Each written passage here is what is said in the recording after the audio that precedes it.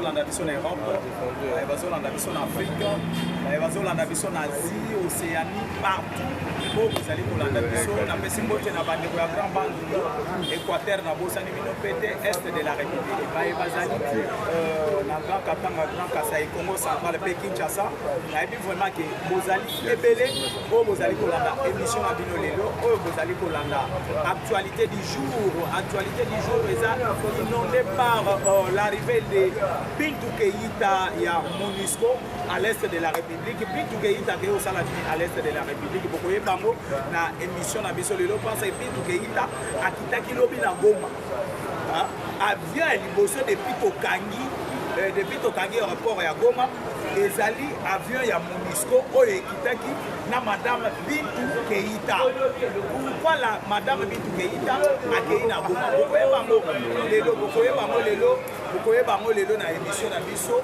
Bokoyeba parce que makambo eze belé pe bokoyeba Paul Kagame akwei maladi aza na état nini pe aza na mboka nini ezoleka na vie ya Paul Kagame. Il faut bakongole nyonso bayeba ezali kolekela na Paul Kagame pe na kokende ko informer bino l'assassinat ou bien assassinat oyo balingaki basala na Lualaba, c'est le chef de l'État qui ne pas tenu esimite bakangi pe ba mercenaires nyonso oyo balingaki assassiné mokonzi ya mboka na biso kuna na Lualaba. Bokoyeba bango na émission na biso ya lelo parce que bakongole ebele baza na kati ya komituna mituna mpona koyeba madame mpona koyeba chef de l'État aza wapi mpe position ya chef de l'État eza nini. Bandeko na ngai mbote na bato nyonso oyo bakolanda émission na biso lelo tozobanda na dossier ya assassinat ya chef de l'État oyo elingaki esalema na Lualaba.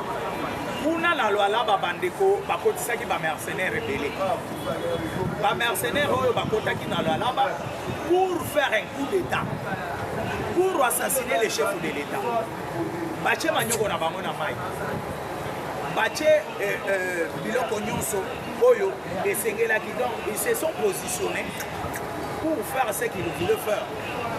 Mais le lenge tozali kosolola na bino pe le lenge tozosolola na bino mama mia le lenge tozosolola na bino bandeko na yebisi bino ke awa toza na kati ya kosolola pe awa toza na kati ya kobeta na bino masolo bandeko na ngai bakongolais oyo bozolanda émission na bino na yebisi bino ke Lualaba en fait les chefs de l'État oyo vraiment azali nayeba te nabenga ye ndenge nini, waza monstre, waza mutu, waza esprit to aza nini nayeba te. Félix Antoine Tshisekedi Tshilombo aza nini bamekaki omoni biloko esalamaka na États-Unis na ntango ya campagne ya Donald Trump nde eloko balingaki basala na Lualaba. Bameki baplace bato na bango, baplace déjà bamercenaire na minduki et surtout oyo azalaki likolo ya immeuble azokalikile bien, abaluki na nsima ere azobaluka ayoki babloke awo mukamata mercenaire atala boye garde républicain bien munduki na ye na maboko garde républicain barécupéré batune monsieur yo komi awa ndeni. Donc azalaki déjà likolo ya immeuble bien préparé azozela cortège à chef de l'État. Mais je vais me poser des questions. Madame gouverneur ya Lualaba Fifi Masuku, est-ce que vous avez un service de sécurité te na mboka na yo? Service de renseignement eza te. Bato oyo bakoti na Lualaba ndenge nini? Bakoti ndenge nini? Et bato wana na Lualaba ere tozokota na profondeur ya masolo, tozokota na kati ya masolo. Est-ce que bato wana bakozala te na incohérence na bato moko na kati ya Lualaba? Parce qu'ils ne savent pas Lualaba, ce sont des blancs, ce sont des étrangers. Bakomi na Lualaba ndenge nini bayebi mpe ke immeuble soki tomati soki tosali boye soki tosali boye. Il faut Lualaba, il faut madame Fifi Masuka ameka kolandela service de renseignement. ameka kolandela service de sécurité au bazama na balaba madame la gouverneure ndenge chef de l'état aza na province na yo ndenge ayaki na kati ya province na yo il faut ozala très vigilant il faut ozala mayele madame soko oza mayele te okosimba touche nazoloba bien soko oza mayele te ou bien soko oza distraite okosimba touche parce que soki eloko ya mabe ekomelaka chef de l'état malgré toyebi ke ekokomela ye te malgré toyebi ekokomela ye te bandeko na ngai oyo bozali kolanda Sunny Boy nalobi kuna à l'est de la république masolo eza ya kochange parce que c'est depuis avant-hier oyo bato baza na bandeko na Goma na Bukavu babenga bakende kotuna bango qu'est-ce qui se passe na Goma bandeko ya Goma bavandi bamonika babisi ezokota ezouta Rwanda babisi ezoya vite ezoya komema peuple moko bazalaki déjà na Goma soi-disant baza ba réfugiés soi-disant baza ba déplacés de guerre mais ces gens-là bayebisaki biso ba déplacés de guerre tomoni babisi lobi ekomi kotransporte bango kozongisa bango na Rwanda. C'est depuis lobby kuna na lobby de opération même na tongo opération eza na kati ya ko continuer babisi ya minene et kozwa bandeko wana bayebisaki biso ba déplacer de guerre bazali kozongisa bango na Goma mais bato wana bayaki na Goma bazali bango même na bakan na baka ya ba déplacer balobi non ce sont des déplacés de guerre mais elle bazoya kolandela ba déplacés de guerre là on trouve que non ce sont des militaires rwandais avec basi na bango nde ozomona ke mboka na biso niveau tokomaki mais les gouverneurs militaires oyo azalaki na Goma oyo awuti kotika biso le général Chirimani amekaki kolandela bato oyo koyeba ke réellement baza badéplacé de guerre ou pas parce que aujourd'hui tomoni badéplacé de guerre oyo bayebisaki biso na Goma badéplacé de guerre parce que baza bacamp différent tomoni sikoyo bakomi komema bango na babis bazokende na bango na Rwanda comment le déplacé de guerre qui sont congolais peuvent accepter à Komatabis pour se rendre en Rwanda. Des places sikoyo suspect eza yango. Et ces gens-là sont restés là pendant beaucoup de mois, soi-disant les déplacés de guerre. Et les déplacés de guerre. Les déplacés de guerre. Les lobes déplacés de guerre, mabongwani ba Rwandais. Donc cela veut dire notre pays ezalaki infiltré na niveau moko tokoki kobeta masolo. Notre pays ezalaki infiltré na niveau oyo tokoki kobeta masolo te.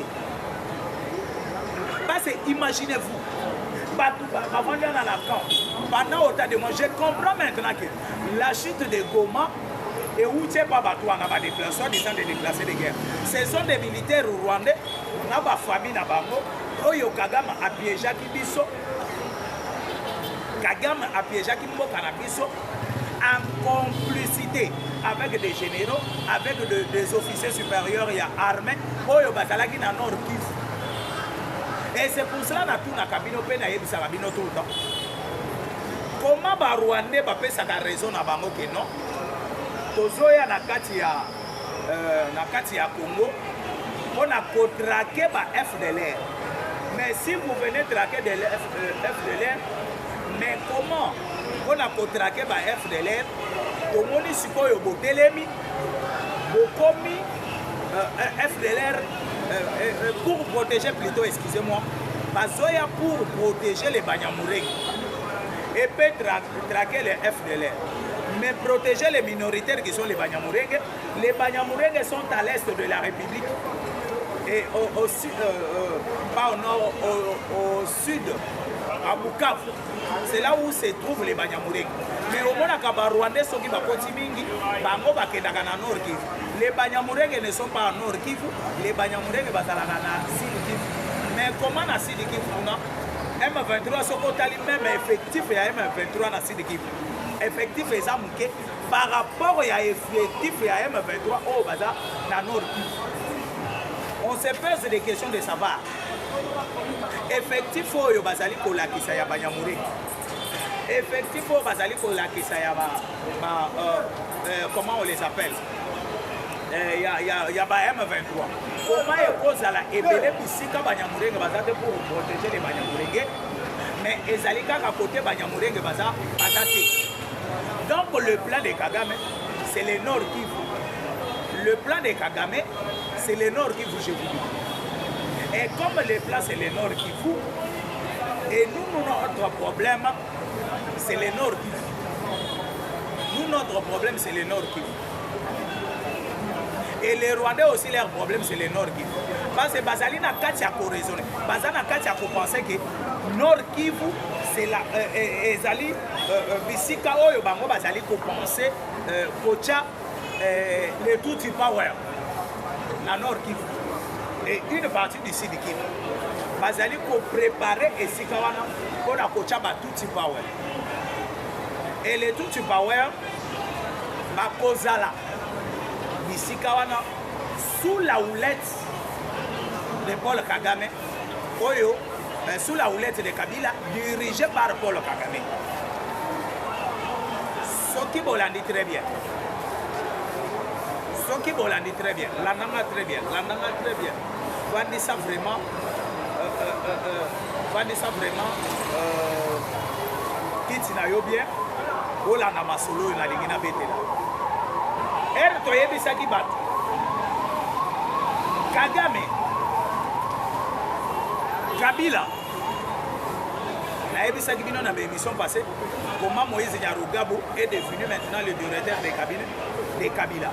Kabila kendaki en réunion na Moïse Nyarugabo kuna na Rwanda et la réunion n'a pas décidé bazwi ba stratégie à sika lolenge biso tozoloba kote ke non to gagner beaucoup. Les Rwandais ne sont pas contents. Les Rwandais sont en train aussi de se préparer et chercher comment de renverser aussi les tendances que vous avez de l'autre côté. De renverser aussi les plans où Bisoto Sali commenté côté Bisoto Sali. Ba Rwandais peut pas au ta réunion. Ndebo monaki na yebisa ki binoke Kabila na directeur de cabinet na ya sika auti kocha Moïse Nyarugabo. Bakendaki même na Rwanda au cours de la réunion. Mais tant qu'awa na kati Assemblée nationale, voilà bien. La kati Assemblée nationale, on ne s'occupe pas de Moïse Nyarugabo. Mais Moïse Nyarugabo à côté à Rwandais, tout le monde est même en public avec Kabila.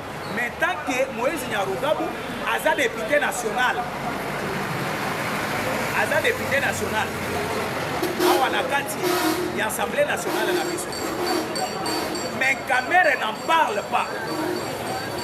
La lobby Vital Kamere azobeta lisolo ya Moïse Nyarugabo qui est le député national mais oyo aza côté ya ba M23 mais azawana kaka na ba humilité na ye parce que Moïse Nyarugabo azali première suppléant ya Kizaro lolenge a commis ministre d'office monto a remplacé la carte Assemblée nationale c'est Moïse Nyarugabo mais on ne parle pas de Moïse Nyarugabo.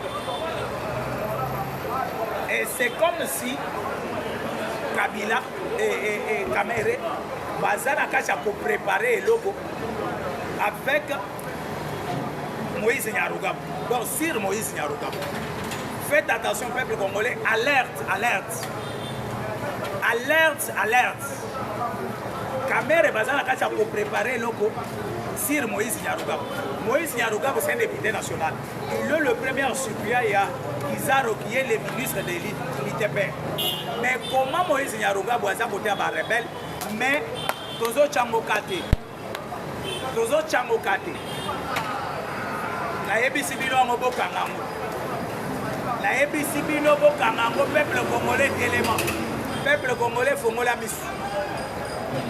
La lobby peuple congolais Fongola Miss. Et là, comment ils se préparer dans l'Assemblée nationale. Faites attention et là, comment ils se préparer dans l'Assemblée nationale. La EBC Bino, alerte. Il y a quelque chose qui se prépare dans l'Assemblée nationale. Parce que Moïse Nyarugabo comme député national, mais à sa côté, il rebelle. A comme directeur à cabinet à Kabila, il y a côté rebelle. Mais l'Assemblée nationale, il y a distraire Bino Moutam. Oh, président à cour, na cassation, mais ils sont en train de préparer quelque chose. Et si vous allez bien regarder, Moïse Nyarugabo est aux États-Unis. Na groupe ya bato oyo bazomibenga ba Congolais de diaspora pour aller plaider pour na makambo di les simbate. Il est parti là-bas tant que député national. Moïse Nyarugabo est aux États-Unis tant que député national.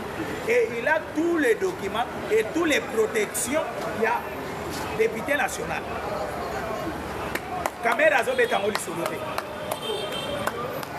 Caméra zo betango lisolo te nazo yebisa bino. Mais Moïse Nyarugabo azana bloc. Il y a soi-disant les diasporas de l'Est de la République. Bao bafanda na Canada, bao bafanda na France, bao bafanda na États-Unis. Basali commission na bango bloc sima ya Moïse Nyarugabo aux États-Unis d'Amérique. Mais Moïse Nyarugabo qui est le directeur de cabinet que Kabila vient de nommer, mais de l'autre côté Moïse Nyarugabo député national. De l'autre côté il est député national. Mais l'Assemblée nationale ne fait pas attention à Elokwana. Assemblée nationale basali bazo sala keba na Elokwana te. Bokeba.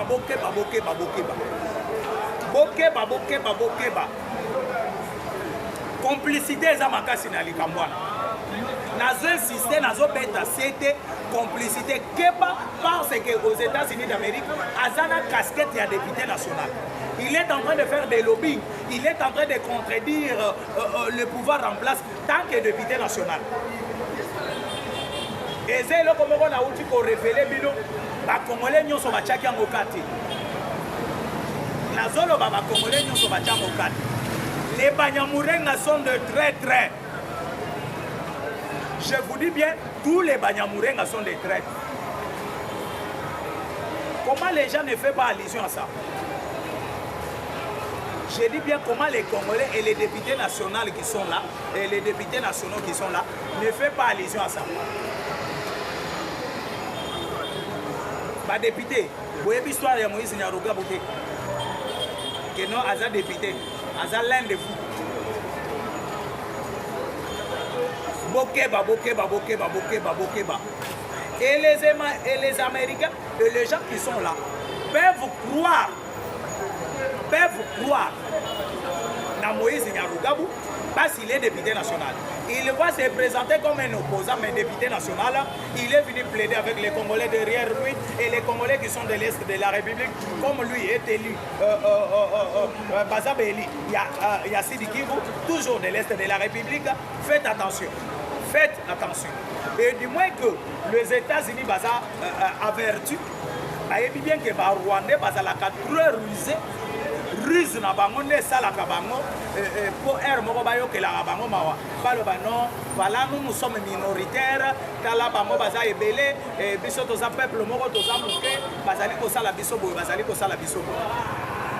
Ça je vous dis Congolais chalito la nanga eloko moko ezo salimana ezana kati ya ko se préparer na kati ya Assemblée nationale. Je suis clair.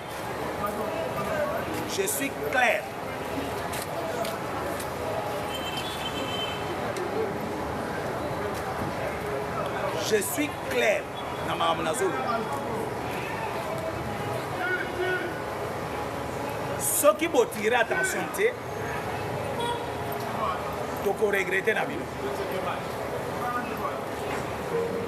Tu regretter la vie. Keba, Masua edinda kana libongo. Eyeti eleki libongo yango Masua ebandi kodinda. Eloko oyo ba Congolais bele ba chango kate mais Stani boy chitu wako basi kunde mwa muto mwana utu ko révéler bino. Et bitu keita. Oya kitina Goma. Depuis bakanga Goma, depuis aéroport ya Goma ezo salate. Avion ya liboso ekita na Goma ekita kilobi. Eza avion ya Monisco. Bitu keita. Oya sali communiquer na est très clair. Ya koyebisa na ba Rwandais avant qu'il soit les 15.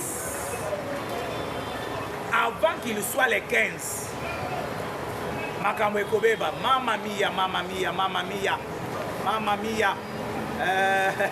Na ebe sabino avant qu'il soit les 15. Makambo ezobeba na Goma. bayebisi Paul Kagame pas Bintou Keïta lobby parce que Bintou Keïta depuis bakanga Goma avion ya libosé kitana Goma eza avion ya Bintou Keïta oye memaki Bintou Keïta bayebisi ba Rwandais vous avez 48 heures 72 heures avec vous pour dégager les sols congolais. IPDF, RDF, les forces spéciales il y a Rwanda et Ouganda oyo ba inonder l'est de la République. Vous avez qu'à quitter les sols congolais avant 72 heures. Wana maloba Bintou Keïta. Waza représentant à Monisco. Alors, c'est que je vous emmène. Et ça maloba et outil likolo na Assemblée générale des Nations Unies. Bisika va décider.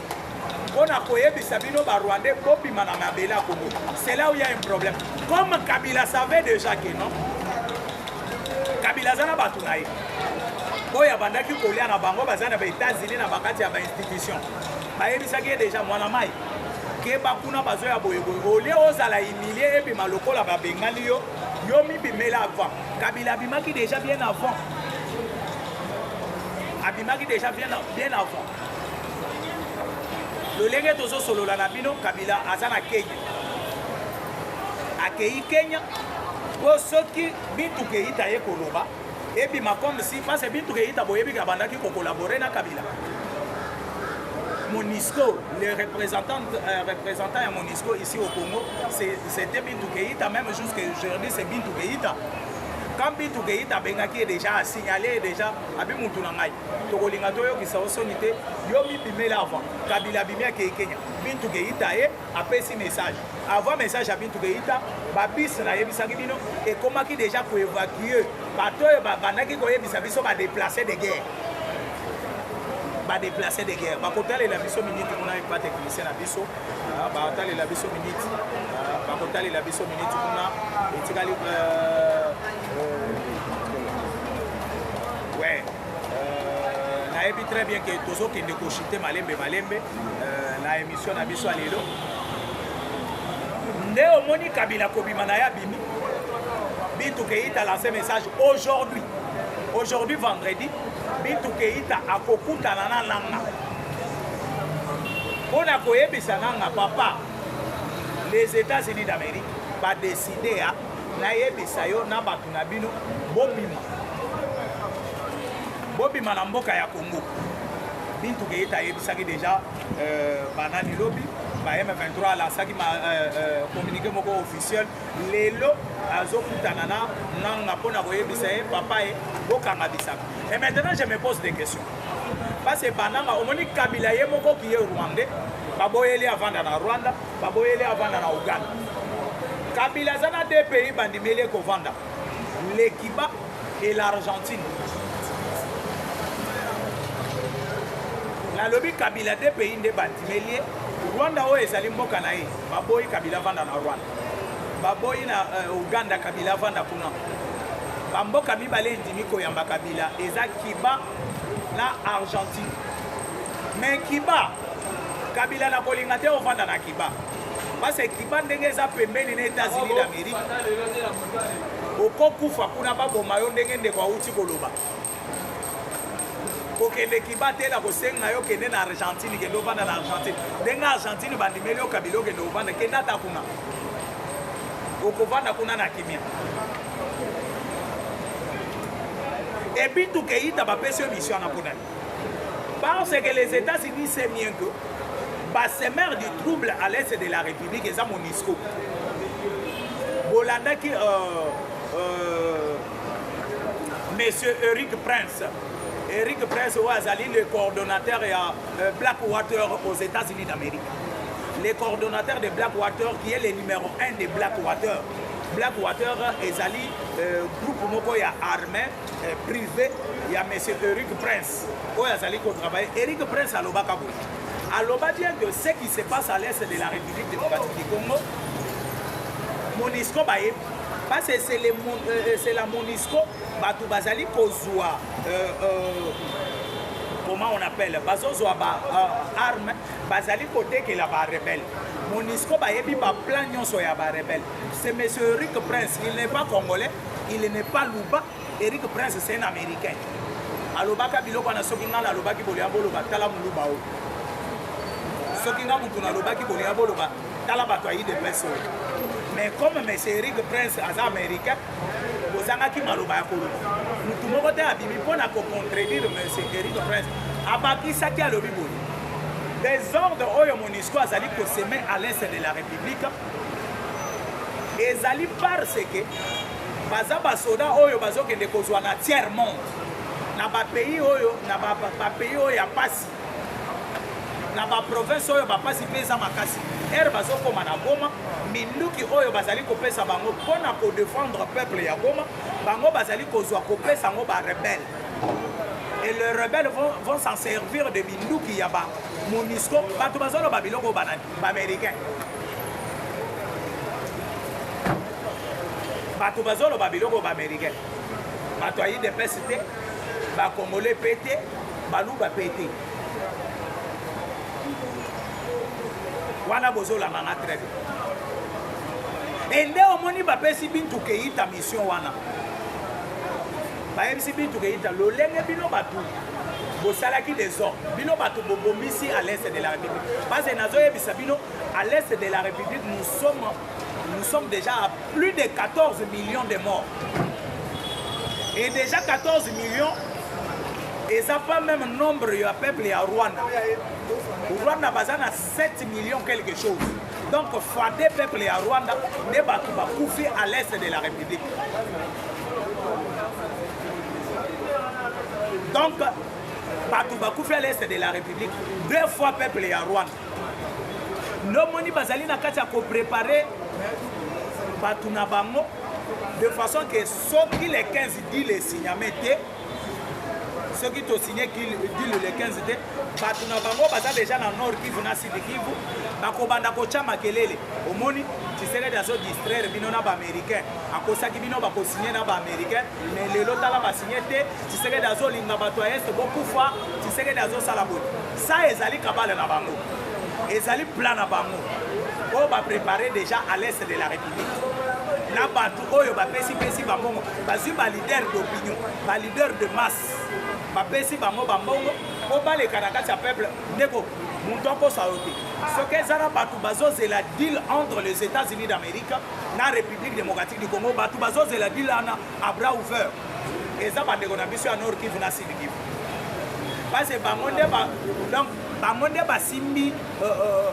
basimbi souffrance na maboko bango nde bapalpe souffrance ya République démocratique du Congo. Komoni na Kinshasa tozolo batozo souffrir. Bato bamoni souffrance na misu basimbi yango pe na maboko. Eza bandeko na biso baza na est. Eza bandeko na biso baza mama mia nazoyebisa bino ke eza ya koyinda makasi. Eza ya koyinda makasi à l'est de la République. Je pense très bien que nazana suka ya émission nanga, nazana suka ya émission nanga. Soki bozali kolanda biso. Soki bozali kolanda biso, nazana suka ya émission nanga, bino bato bozali kolanda nga partout, hein? Nazana suka ya émission numéro nanga lolenge tozo solola. Lolenge tozo solola, pona boye bato. La République démocratique du Congo, la République démocratique du Congo, ezali mboka oyo ebele bayebaki te ke lelo tokokoma na niveau oyo tokoki lelo tokozala vraiment na niveau oyo tozaleli si la République démocratique du Congo Félix Antoine Tshisekedi Tshilombo ayaka te mboka oyo mitraille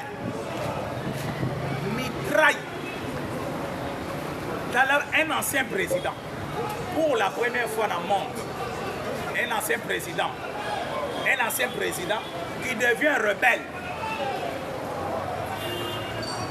un ancien président qui devient rebelle toyebisaki bino ke mboko eza na maboko ya bapaya tala bato ayi de personne tala baluba oyo tala boye mais comment ancien président ye wana komi rebelle